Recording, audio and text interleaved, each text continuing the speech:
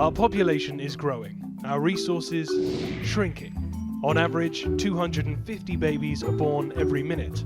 That's more than 130 million every year. But with overstretched cities reaching breaking point, are we at risk of running out of room? In 1800, there were about 1 billion people roaming the planet. Today, that figure has exploded to just over 7.5 billion. Half of us live in urban areas, a figure predicted to rise to 66% by 2050.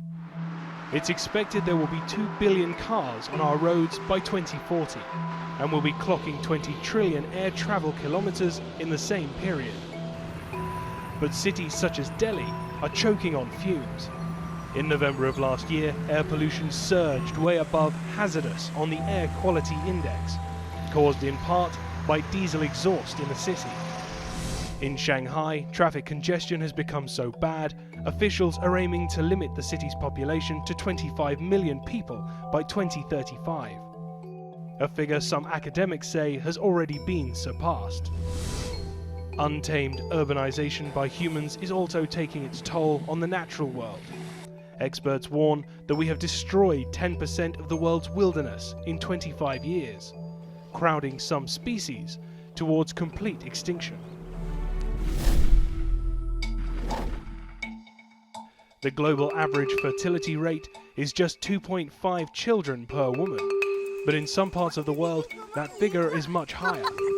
In Niger, women have on average 7 children each, while Chad's fertility rate is around 6.5 children per woman. Past efforts to curb environmental damage have focused on population control in developing nations. In the 1960s, a huge government-sponsored family planning program was rolled out in India, putting controversial sterilization drives at the heart of efforts to combat population growth. In the late 1970s, the Chinese government introduced a raft of population-curbing measures, including its controversial one-child policy. But some experts say it's not a case of overpopulation in poorer countries, but of overconsumption in rich ones. The Northern Hemisphere, home to 13 of the 15 largest countries by GDP, emits more greenhouse gas per capita than the Southern Hemisphere.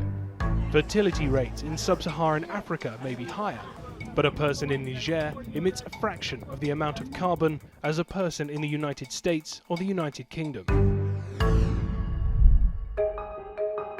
Some researchers expect the number of people on the planet to reach more than 11 billion by the end of the century, while others say overpopulation is overstated.